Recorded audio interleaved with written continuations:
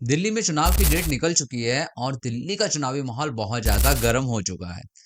दिल्ली में होने वाले हैं विधानसभा चुनाव और अब इलेक्शन आ रहे हैं, दिल्ली में गड्ढे हो रहे हैं, काम बढ़िया हो रहे हैं। इस समय तीन पार्टियां मुख्यतः रेस में हैं। सबसे पहले आम आदमी पार्टी, उसके बाद बीजेपी आती है और कहीं ना कहीं इस बार रेस में कांग्रेस भी अपने आप को साबित करने पे एड़ी चोटी का जोर लगा रही है। पर वेट अ मिनट, यहाँ एक पार्टी की एंट्री और हुई है। लेकिन एक सेकंड, जीतेगी इस बार भी। 10 साल से केजरीवाल मुख्यमंत्री है। हम मालूम है तेरे बाप को मत सिखा। सब जगह डेवलपमेंट हो रहे हैं। अरे केजरीवाल, जो आज गलियों में मैं पैदल चला, तुम 10 मिनट चलकर दिखाओ। मुझ पर तो आज फूल बरसाए गए, तुम पर चप्पलें बरसाए गए। ओवैसी की पार्टी, इस पार्टी ने बहुत सोच समझ के जहां पर मुस्लिम पॉपुलेशन ज्यादा है वहां पर अपने कैंडिडेट उतारे हैं। पर जरा आप अगर इनके कैंडिडेट को देखोगे तो ये वही इंसान है जो दिल्ली के दंगों में जिनका नाम आया था, जो कि पहले आपकी पार्टी में थे। हालांकि आपने इन्हें अपनी पार्टी से निष्कासित कर दिया, मगर वहीं इसे ओवैसी साहब ने टिकट देकर जनता के बीच एक अच्छा मैसेज दिया है। और ये सूरत से शक्ति कपूर दिखने वाले अब तू बोलेगा, अब तू असदुद्दीन ओवैसी साहब के खिलाफ बोलेगा। बाप को भेज, तेरे बस की बात नहीं। अस्सलाम वालेकुम। आज हमारे और मुस्तफाबाद के लिए एक बहुत बड़ा दिन था। आज मेरे वालिद हाजी ताहिर हुसैन साहब ने कस्टडी पैरोल पर आकर एसडीएम के सामने मुस्तफाबाद विधानसभा से अपना नामांकन पत्र दाखिल किया है कि अगर आप हमें जिताएंगे तो आप सोच लीजिए कि आपके शहर में क्या क्या हो सकता है।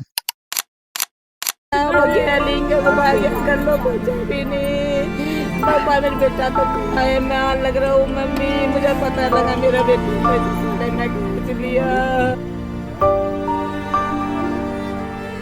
दोस्तों, दिल्ली में जब चुनाव आ रहे हैं तो आज हम चर्चा करने वाले हैं अरविंद केजरीवाल, जो पिछले 3 बार के सीएम रह चुके हैं। उनके किए हुए वादों पे एक बारी पहले एक नजर मार लेते हैं। इन्होंने क्या क्या वादे किए, पहले इन्हीं से सुन लेते हैं। अपने को यमुना साफ करनी है, यमुना नदी भी साफ करनी है। इसकी भी मैंने पूरी प्लानिंग करी है। यमुना नदी के अंदर 4-5 साल के अंदर आपको गोता लगवा देंगे, नला देंगे आपको यमुना नदी के अंदर। A few years later. मैं अब थोड़ी बहुत पॉलिटिक्स तो समझने लगा हूँ। हाँ। यमुना पे वोट नहीं मिलेंगे। अच्छा, क्या क्या बात कर रहे हैं?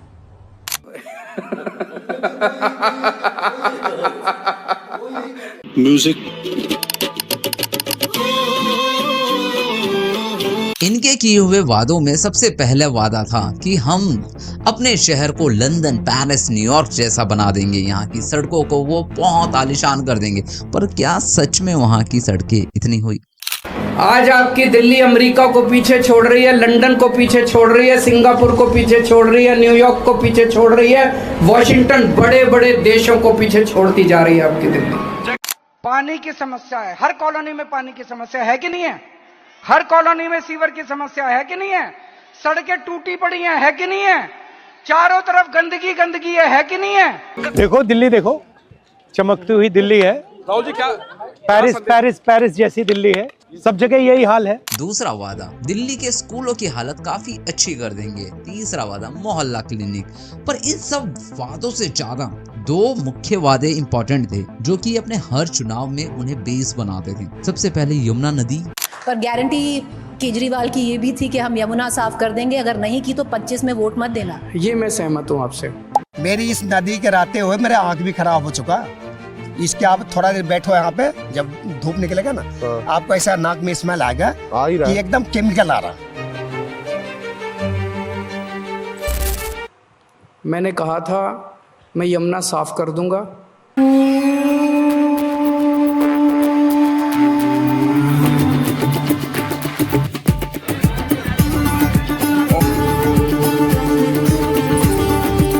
वैसे तो पीवेगा तो ठीक है। मैंने पिछले चुनाव में 3 वादे किए थे। आपके लिए मोहल्ला क्लिनिक बना रहे हैं, पूरी दिल्ली के अंदर अस्पताल बना रहे हैं, अस्पतालों में सारा इलाज मुफ्त कर दिया। मोहल्ला के लिए सारे सड़े पड़े हैं। ये काम भाई साहब 6 महीने पहले होने चाहिए थे। मैं ये तीनों काम नहीं कर पाया इन 5 साल के अंदर। केजरीवाल भड़वा है, केजरीवाल आतंकवादी है। 100 कमीने मरे थे तब एक केजरीवाल पैदा हुआ था। और दूसरा था दिल्ली का कचरा। ये दोनों ही वादे जो दिल्ली सरकार शुरू से अपने मैनिफेस्टो में ऐड करती आई है, तो क्या वो पूरे वादे हुए? पर हाँ, इसके अलावा फ्री के कुछ लुभावने वादे भी इन्होंने जनता से किए थे, जैसे कि फ्री में जल देंगे। और पहली बार सरकार आई है जो झुग्गी वालों को पानी पिला रही है। 6 महीने से तो हम गंदा पानी पी रहे हैं। वो बोतल मंगा के, और ये भी बोतल मंगाते हैं। और जब जनता के पानी की बात आती है तो जनता कीड़े मकोड़े की तरह जिए। वो काला पानी जो मैं आज यहाँ पर देने के लिए आई हूँ, जो मैं यहाँ पर लेकर आई हूँ, ये काला पानी, इन्हें शर्म नहीं आती? लोगों के घर पानी तो छोड़िए, ऐसा पानी आ रहा है जिससे लोग बग पीना तक तो छोड़िए, हाथ धोना भी पसंद नहीं करेंगे। अब ऐसा पानी अगर आप फ्री में बांट रहे हैं तो भैया ये तो घर के बाहर हर नाले में मिल जाएगा ऐसा पानी। This is a regular scene every morning for the people of South Delhi's Navjeevan Camp area. इतनी पानी की समस्या होती है कि सुबह देखेंगे आप ना तो लगता है कि लाइनें लगी हुई है, इतनी मेला की तरफ इतनी दौड़ भाग होता है, मारामारी होता है सबसे ज़्यादा। लेकिन टैंकर से आकर थोड़ा सा पानी मिल जाता है लोगों को, शांतिपूर्वक पानी लेके चले जाते हैं। लड़ाई भी होती है, एक्सीडेंट भी हुआ, तो सबसे बड़ा महामारी पानी की है। मैं यही कहूँगा कि पानी घर घर लगवा दे। मतलब आप कह रहे हैं कि इधर को पानी जाने देते हैं, इधर को ऊपर इधर बंद कर देते हैं क्योंकि यहाँ से उनको समर्थन नहीं मिलता है। युवा को सिर्फ दारू के अलावा और कुछ नहीं पिलाया, सिर्फ दारू 10 साल से। ये झूठे वादे क्यों करता है? ये कहता है दिल्ली की महिलाओं के लिए पिंक कलर के ठेके खोले जाएंगे जहाँ पर वो बैठ के आराम से शराब पी सकते। पहली बार सरकार आई है जो झुग्गी वालों को फ्री में बिजली दे रही है। ऐसा है।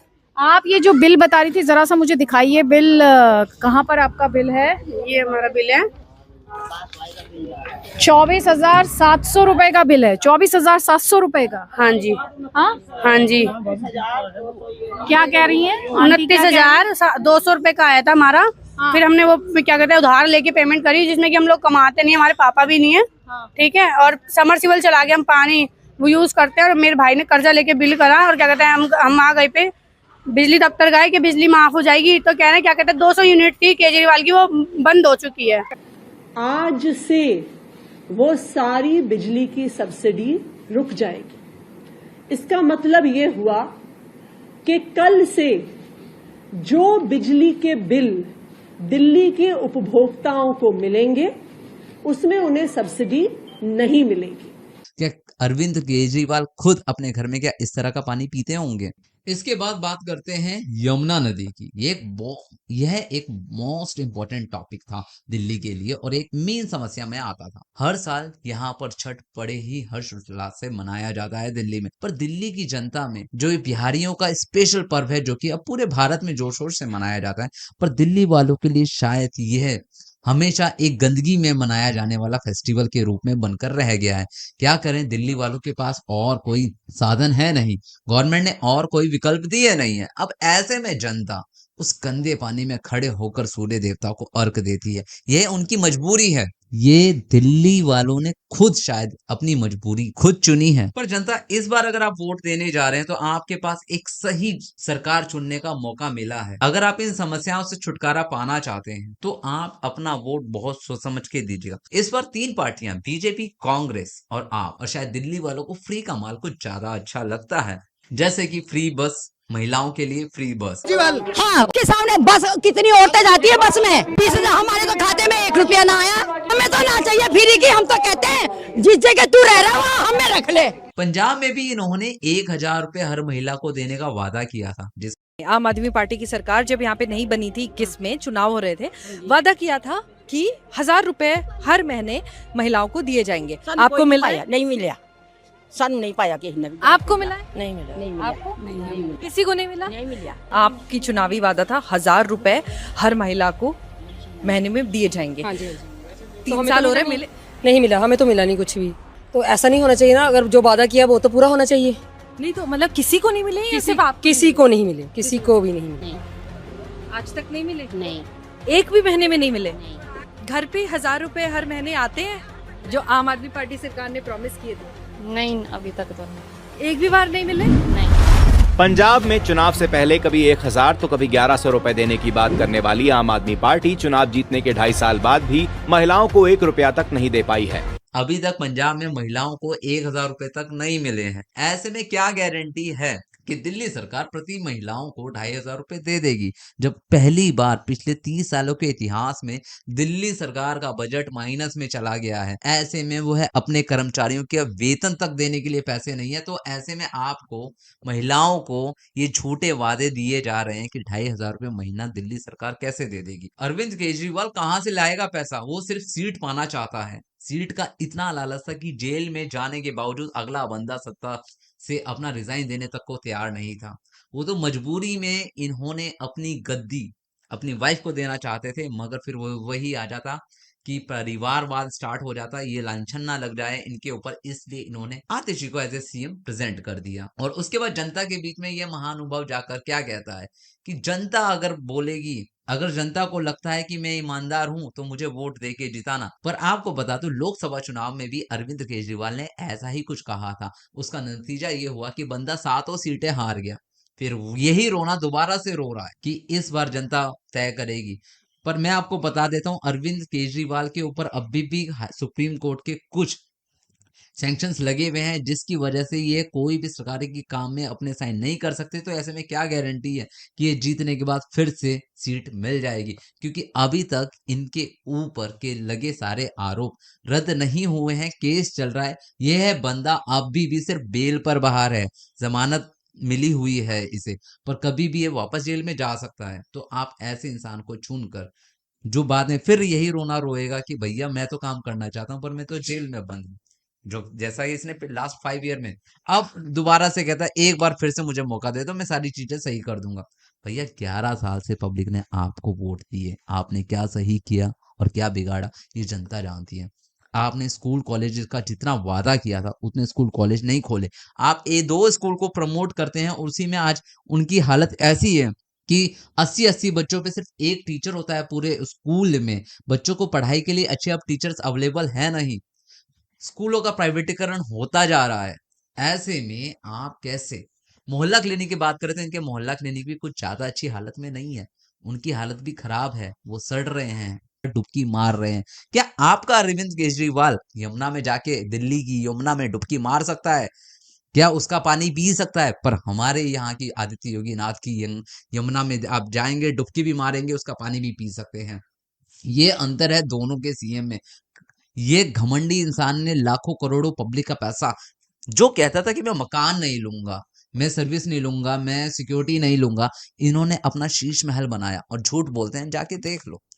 ये इंसान जो वादे से अपने पलट जाता है, रिकॉर्डिंग के सामने, जो मीडिया हाउस के सामने जाकर पलटी मार लेता है। मैंने कब कहा? आप ऐसे इंसान का कैसा भरोसा कर सकते हो जो आज कह रहा है कल को मुकर जाएगा?